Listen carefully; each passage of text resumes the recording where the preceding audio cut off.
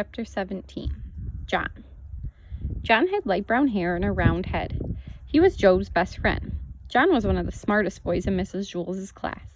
But he had one problem. He could only read words written upside down. Nobody ever wrote anything upside down.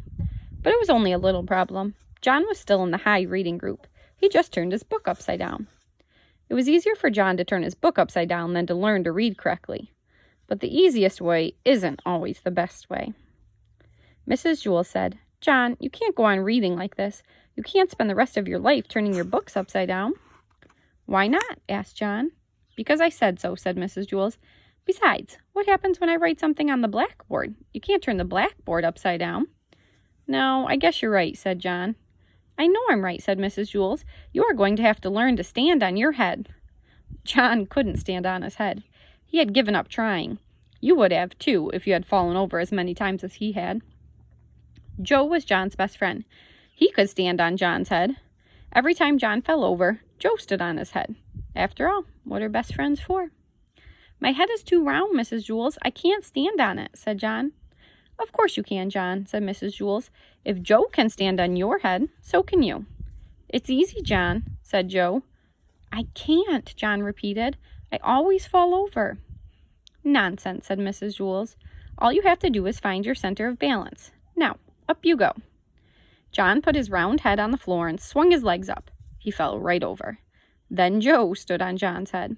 "See, John, it's easy. Nothing to it," Joe said. "We'll help you, John," said Mrs. Jules. "Joe, get off John's head and get me the pillow from under my desk. Nancy, Kelvin, come here and give us a hand." Mrs. Jules took the pillow from Joe and set it on the floor.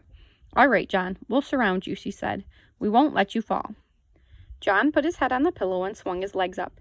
He started to fall one way, but Nancy pushed him back up. Then he started to fall another way, but Kelvin straightened him out. John kept falling a little bit this way and that way until at last he found his center of balance. "Hey, look at me," said John. "I'm up. I'm really up. I'm standing on my head. I found my center of balance. It's beautiful. I can read the blackboard. Hey, Kelvin, bring me a book, and you don't have to turn it upside down.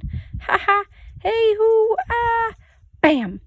While Kelvin went to get the book, John fell flat on his face. "You better stay off my head, Joe," he warned. "Are you all right, John?" asked Mrs. Jules. "Yes, I think so. I feel a little funny. Hey, I can still read the blackboard, and I'm not upside down. I can read right side up now. When I fell, I must have flipped my brain or something."